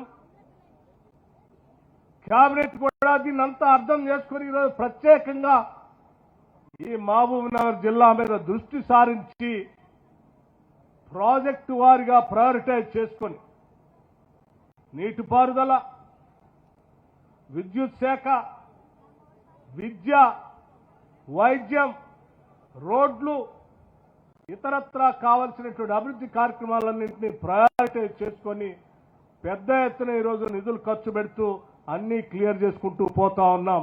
డెఫినెట్ గా మీ అందరికీ మాటిస్తా ఉన్నాం.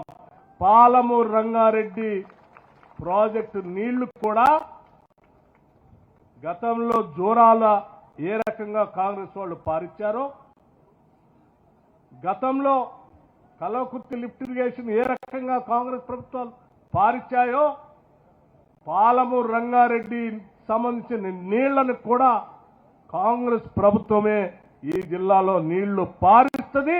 దానికి కావలసినటువంటి నిధులన్నీ కూడా సంపూర్ణంగా వెచ్చిస్తాం. మేము వచ్చిన తర్వాత దీన్ని రివ్యూ చేయటమే కాదు, ఎక్కడెక్కడైతే ల్యాండ్ అక్విజిషన్ కోసం, ఎక్కడెక్కడైతే R&R ప్యాకేజ్ కోసం నిధులు అవసరం ఉన్నాయో వెంటనే ఆ నిధులన్నింటినీ రిలీజ్ చేసుకుంటూ ఇరిగేషన్ శాఖ మార్చిన ఉత్తమ్ కుమార్ రెడ్డి గారు ఇంజనీరింగ్ శాఖకి ఆదేశాలు ఇస్తూ వాటన్నిటినీ క్లియర్ చేసుకుంటూ ప్రయారిటీ చేసుకుంటూ పోతా ఉన్నాం. ఇవాళ నాన్లాపూర్ ఏదుల మధ్యలో ఉన్నటువంటి ఆ గ్యాప్ని అత్యంత ప్రాధాన్యతగా తీసుకొని ఇక్కడ ఉన్నటువంటి జిల్లా మంత్రి గారు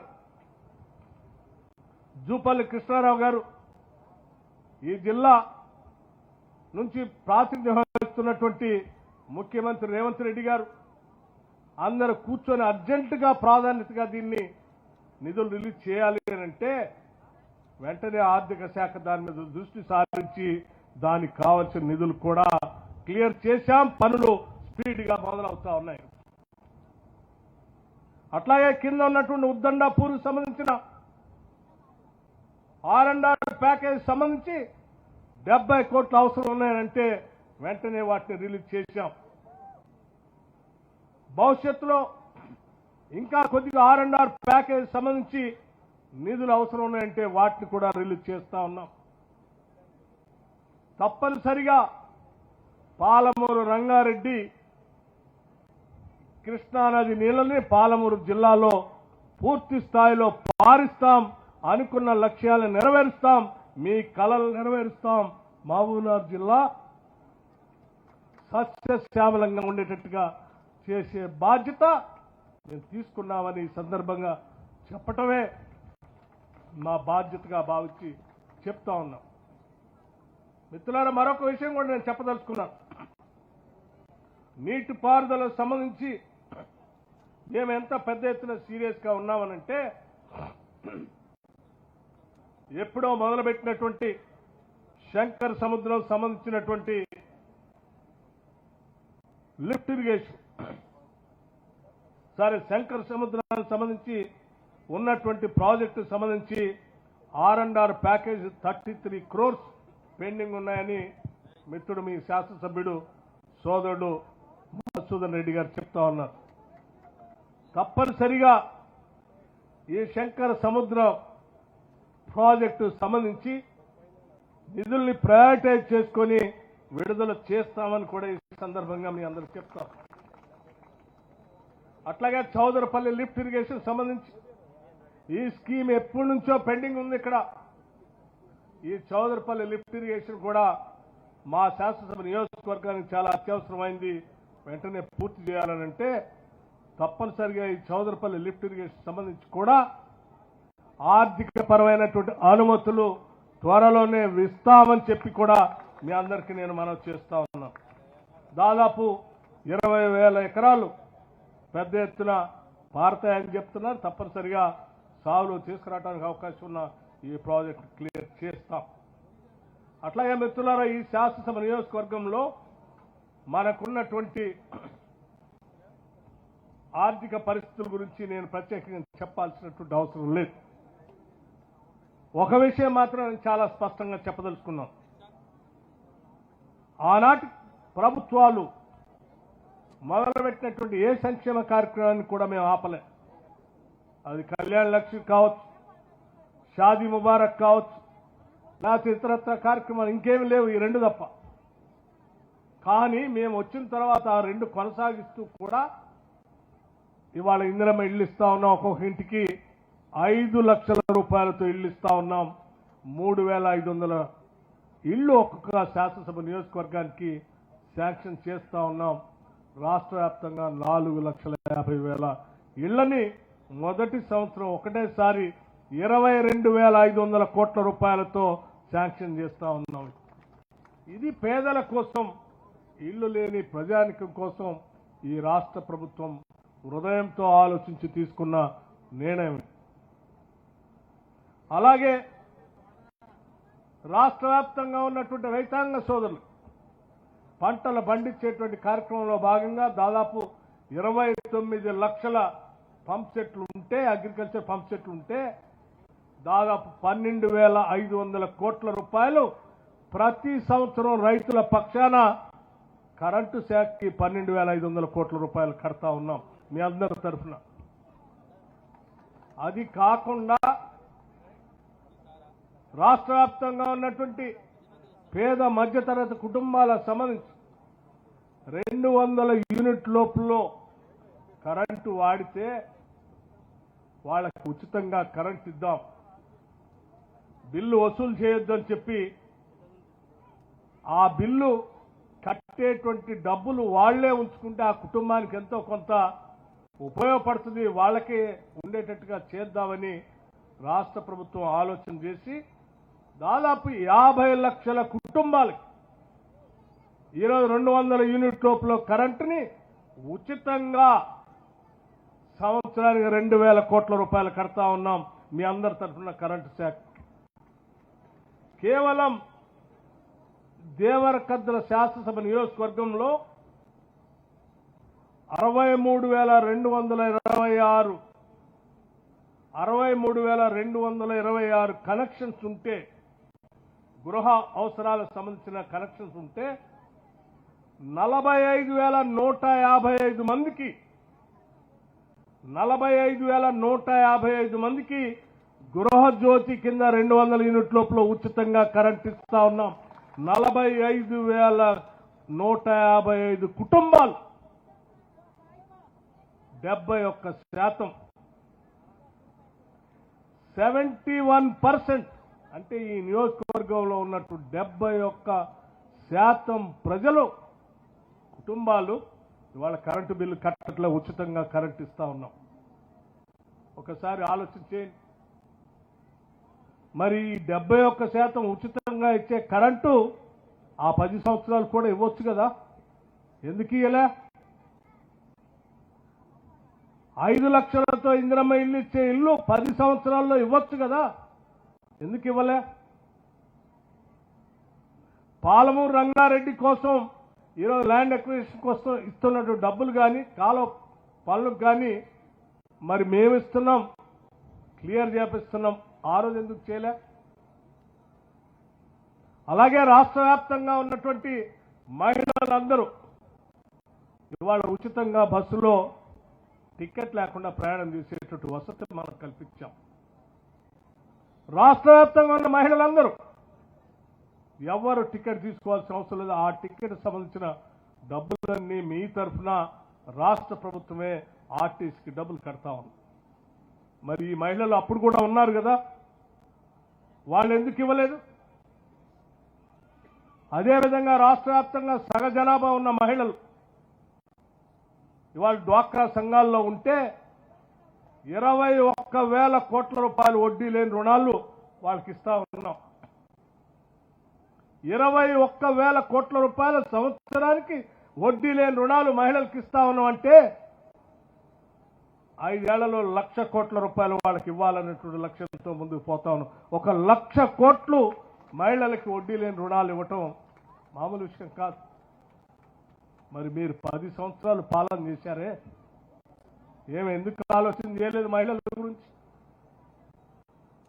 ఇవాళ ఇదే శాసనసభ నియోజకవర్గంలో young India integrated residential school అని 200 కోట్ల రూపాయలతో శాంక్షన్ చేశాం. బహుశా భూమి పూజ కూడా కార్యక్రమం కూడా అయిపోయి ఉంటుంది. 100 శాసనసభ నియోజకవర్గాల్లో దాదాపు 20,000 కోట్ల రూపాయలతో 20,000 crores 20,000 కోట్ల రూపాయలతో ఈ రాష్ట్రంలో ఉన్న పేద బడుగు బలహీన వర్గాలకు సంబంధించిన పిల్లలు చదువుకోవటానికి ప్రపంచ స్థాయిలో ఉండేటువంటి పాఠశాలను నిర్మించి పూర్తిగా ఇంగ్లీష్ మీడియంలో పాఠాలు చెప్పి అన్ని వసతులు ఉండేటట్టుగా ఏర్పాటు చేసుకుని ముందుకు పోతా ఉన్నాం. ఈ తెలంగాణ బిడ్డలు 10 ఏళ్లు మీకు కనపడలేదా?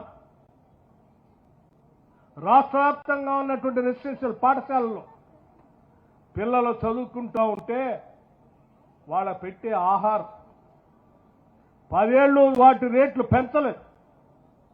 ప్రభుత్వం రాగానే 40% డైట్ ఛార్జెస్ పెంచాం, 200% కాస్మెటిక్ ఛార్జెస్ పెంచాం. తద్వారా ఇవాళ కడుపు నిండా వాళ్ళు అన్నం తినగలుగుతున్నారు, బాగా చదువుకోగలుగుతున్నారు, చదువు మీద దృష్టి పెట్టగలుగుతున్నారు. 10 ఏళ్లు తెలంగాణ బిడ్డలే కదా, ఏ ఒక్కరోజైనా వాళ్ళ గురించి ఆలోచన చేశారా? చేయలేదే.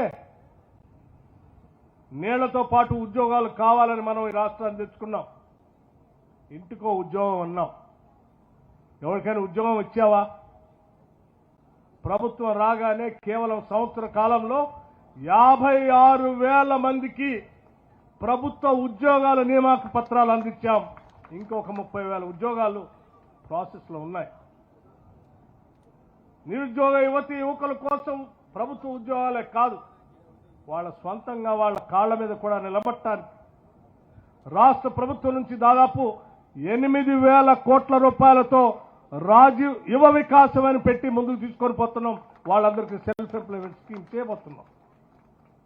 10 ఏళ్ళు మరి రాష్ట్రంలో ఉన్నటువంటి నిరుద్యోగ యువకుల గురించి ఒక్కరోజైనా ఆలోచన చేశారా మీరు? చేయలేదే. ఏమీ చేయకుండా రాష్ట్రం మీద పడి దొంగల పడ్డట్టు అందిని కాడికి దోపిడీ చేస్తారు. దేయాల్లాగా వికటాట్టహాసం చేస్తారు. రాష్ట్రాన్ని పట్టి పీడిస్తారు. ఇప్పుడే కదా కొద్దిగా బయటపడి రాష్ట్ర ఆర్థిక పరిస్థితిని ఘాట్లో పెట్టి, పాలనా యంత్రాంగాన్ని ఘాట్లో పెట్టి, ప్రజల అవసరాలను గుర్తించి వాళ్ళకు కావాల్సిన సంక్షేమ కార్యక్రమాలు తీసుకొని ముందుకు పోతా ఉంటే సంవత్సరం తిరక్క ముందే మళ్ళీ బయటకు వచ్చి అయ్యో ఏదో అన్యాయం అయిపోయిందని మొసలు కన్నీరు గారుస్తా ఉన్నారు. ఎవరికి అన్యాయం అయింది? ప్రజలకు అన్యాయమైందా? నీకు అన్యాయమైందా? నష్టపోయిన ప్రజలకి ఈరోజు మేలు జరుగుతూ ఉంటే నిజంగా తెలంగాణ ప్రాంతం పైన రాష్ట్రం పైన ఎవరికైనా వేసమెత్తైన ప్రేమ ఉంటే జరుగుతున్న సంక్షేమ కార్యక్రమాలను చూసి అభినందించాలి. రాష్ట్ర సంపద ప్రజలకే పంచుతూ ఉన్నారు, పాలకులు దోపిడీ చేయట్లేదని చెప్పి అభినందించి ఇంకా 10 కాలాల పాటు ఉండాలని ఆశీర్వదిస్తారు. ఇప్పుడే జూపల్లి గారు చెప్పారు ఇందాక, ఈ రాష్ట్ర వ్యాప్తంగా ఉన్నటువంటి గిరిజన కుటుంబాలు ఆనాటి కాంగ్రెస్ ప్రభుత్వాలు ఇచ్చినటువంటి ఫారెస్ట్ రైట్స్ యాక్ట్ ద్వారా వచ్చినటువంటి భూములు దాదాపు 6,70,000 ఎకరాలు గిరిజన రైతుల కుటుంబాలకు అడవులో భూములు పంచితే 10 సంవత్సరాలు సాగు చేసుకునేలే. మీరు సాగు చేసుకుందామని పోతే కరెంటు కనెక్షన్ లేదు. పోని వాళ్ళే సొంతగా ఏదైనా బోర్ వేసుకొని చేసుకుని పంట జొన్నలో మొక్కజొన్న పండించుకుందామనంటే ఆ వేసుకున్న జొన్నల్ని వాళ్ళ కళ్ళ ముందే ట్రాక్టర్లతో తొక్కిస్తారు, బుల్డోజర్లతో తొక్కి తీసేస్తారు. తట్టుకోలేక పాపం ఆ గిరిజన కుటుంబాలు అడ్డం పోతే ఆడవాళ్లను కూడా చూడకుండా తీసపై చెట్టు కట్టేసి కొట్టేస్తారు. వాళ్ళు తెలంగాణ బిడ్డలు కాదా? ఈ రాష్ట్రంలో పుట్టినటువంటి మన బిడ్డలే కదా. వాళ్ళ అభివృద్ధి కూడా మన అభివృద్ధి కదా. అందరూ అభివృద్ధి చెందితేనే తెలంగాణ అభివృద్ధి చెందినట్టు కదా. అందుకే ఈ ప్రభుత్వం మనసు పెట్టి ఆలోచన చేసి ఇందిరా సౌర గిరి జల వికాసమని 12,500 కోట్ల రూపాయలతో ఈరోజు 6,70,000 ఎకరాలకి సోలార్ పవర్ ఇవ్వటమే కాదు, వాళ్ళ భూమి సాగు చేసుకోవడానికి కావాల్సిన నిధులు బోర్వెల్ వేసి సోలార్ పంప్ పెట్టి డ్రిప్ ఇరిగేషన్ ఇచ్చి స్ప్రింక్లర్స్ ఇచ్చి వాళ్ళు హార్టికల్చర్తో పెద్ద పెద్ద పంటలు ఉద్యానవనాలు వేసుకొని పండించుకోవడానికి కావాల్సిన ఆవకాడో లాంటి ప్లాంటేషన్ కూడా, పామాయిల్ లాంటి ప్లాంటేషన్ కూడా ఉచితంగా ఇచ్చి వాళ్ళందరినీ ఈరోజు అభివృద్ధి చేస్తా ఉన్నాం. అది కదా నిజమైనటువంటి ప్రజల కోసం ఆలోచన చేసేది. ఇటువంటి పథకాలన్నీ పెట్టి ప్రజల కోసం పనిచేస్తూ ఉంటే తట్టుకోలేనటువంటి ఆనాటి పాలకులు బయటకు వచ్చి ఈరోజు మాట్లాడుతూ ఉంటే నిజంగా ఒక్కొక్కసారి వాళ్ళ స్టేట్మెంట్ చూస్తూ ఉంటే నవ్వాలో ఏడవాలో కూడా అర్థం కావట్లేదు. చెప్పిందే చెప్పి లేనిది ఉన్నట్టుగా ఉన్నది లేనట్టుగా భ్రమలు కల్పించి ప్రజల్ని తప్పుదో పట్టించాలనేటువంటి ప్రయత్నం మరొకసారి చేయటం కోసం తాపత్రయపడతా ఉన్నారు. కానీ వాస్తవాలు వాళ్ళ ఇంట్లో ఉన్నటువంటి సభ్యులే బయటికి చెప్తా ఉన్నారు. వీళ్ళకి ఎవరికి ప్రజల మీద లేదు, వాళ్ళకి ఏం కావాలో తపన వాళ్ళకి కోసమే తప్పిస్తా ఉన్నారు. అందుకే నిజమైనటువంటి ప్రజాస్వామ్యాన్ని నిలబెట్టడానికి ప్రజల పక్షాన తెచ్చుకున్న రాష్ట్ర నిధుల్ని ప్రజలకే పంచడం కోసం పీపుల్స్ గవర్నమెంట్ ఈరోజు ప్రజాప్రభుత్వం ఈ రాష్ట్ర ముఖ్యమంత్రి రేవంత్ రెడ్డి గారి నాయకత్వంలో యావత్ కేబినెట్, నేను కానీ, జూపల్లి కృష్ణారావు గారు కానీ, లేకపోతే మంత్రివర్గంలో ఉన్నటువంటి సహచర మంత్రివర్గ సభ్యులందరూ కానీ, శాసనసభ్యులు కానీ, అందరూ ఒకటే లక్ష్యం. తెలంగాణ కేవలం ఈ దేశంలో ఉన్న రాష్ట్రాలతో కాదు, ప్రపంచంతో పోటీ పడేటట్టుగా ఈ రాష్ట్రాన్ని అభివృద్ధి చేయాలి, ముందుకు తీసుకొని పోవాలి. తెలంగాణ రైజింగ్, తెలంగాణ మోడల్ అని ఈరోజు దేశం కూడా కాదు, ప్రపంచం కూడా మనకెళ్ళి చూడాలనేటువంటి ఆలోచనతో ఈరోజు పాలన అందిస్తా ఉన్నాం. అందుకే మీ అందరికీ ఒక్కటే నేను విజ్ఞప్తి చేస్తా ఉన్నాను. ఈ ప్రజాప్రభుత్వం, ప్రజాపాలన కొనసాగటం కోసం మీ అందరి ఆశీస్సులు కావాలి, మీ అందరి అండదండలు కావాలి. మీ ప్రేమ, మీ ఆశీస్సులు తప్పనిసరిగా మా అమ్మ ఇంకా పెద్ద ఎత్తున ప్రజల కోసం పనిచేసే పథకాలను తీసుకురావటం కోసం ఉపయోగపడుతుందని చెప్పి మీ అందరికీ నేను సవినయంగా మనవి చేస్తూ, ఈ దేవరకద్ర శాసనసభ నియోజకవర్గ అభివృద్ధిలో భాగస్వామి కావటం కోసం నన్ను ఇక్కడ పిలిచినందుకు ఈ శాసనసభ్యుడిని మీ అందరికీ మరొకసారి నా హృదయపూర్వకమైనటువంటి ధన్యవాదాలు తెలియజేస్తూ, భవిష్యత్తులో మీకు ఎటువంటి కరెంటు సమస్యలు లేకుండా చూసే బాధ్యత తీసుకున్నాం ఈ కార్యక్రమం ద్వారా అని చెప్పి మీ అందరికీ మరొకసారి అభినందనలు తెలియజేస్తూ ముగిస్తా ఉన్నాను. Thank you. ధన్యవాదాలు మన రాష్ట్ర ఉప ముఖ్యమంత్రి కుమార్ గారికి. ఇప్పుడు ఊపుగుండె గల్ల గట్టివాడే అన్నా